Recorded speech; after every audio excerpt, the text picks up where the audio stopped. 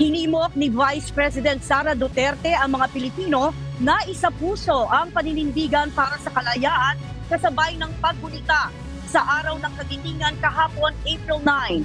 Sa kanyang mensahe, sinabi ng pangalawang Pangulo ang hindi matatawarang dedikasyon, sakripisyo at pagmamahal sa bayan ng mga veteranong nakipaglaban sa digmaan para maipagtanggol ang Pilipinas.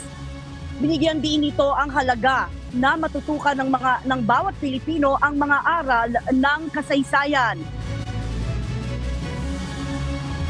Kaya't patuloy nating isapuso at tutukan ang mga aral ng ating kasaysayan. Ipagdiwang natin ang mga Pilipinong veterano ng ikalawang digmaang pandaigdig at magbigay ng karangalan sa kanilang paninindigan sa ngalan ng kalayaan.